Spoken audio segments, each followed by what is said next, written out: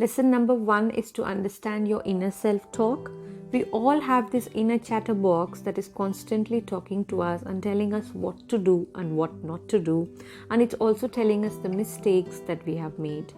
This book talks about the 2 ways that we could process this talk. The first is me. This is usually coming from the old data that is stored in our brains, and this makes people guilty and undergo a variety of emotions and drain them out. This is why we often see people who are even in their 40s and 50s talking about the unhappy situations that have happened even when they were 4 or 5. The second type of self-talk is I, like for example, I am walking or I am learning.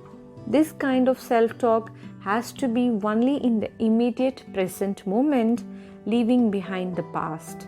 When we practice it, we realize that the action that we are doing right now matters more than anything else, and we are able to maintain our focus for longer periods of time. Lesson number 2 is to use your creativity at all times.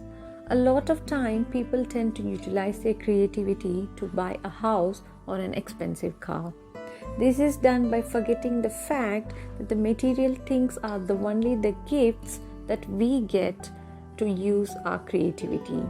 And using our creativity itself is a big gift, and when we acknowledge this, we can count down and cut off all the negative emotions.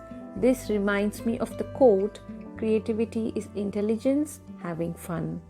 So when undergoing failure, or let's call it as a result that is different from our expectations rather than failure, so during such moments, it is important to watch our reactions. And these reactions are usually a learned behavior, which is why it differs from person to person. So it's important to train our mind not to allow these reactions to move away our attention from our creativity. Though it is easier said than done, it is not impossible, and with practice, it could be improved. Lesson number 3 is to get to know yourself better. In the busy modern world, we tend to do things on an autopilot without realizing why it is done, or is it relevant, or even if it is needed.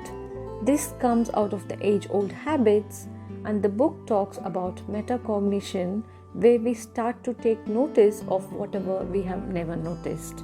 This is about bringing awareness to the areas of your life that we are unaware of.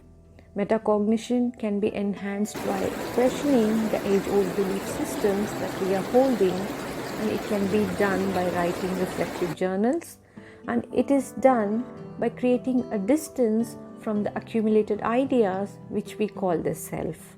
This is a conscious process that is done deliberately to improve learning and remove our mental blocks. Thanks for watching. See you in the next video.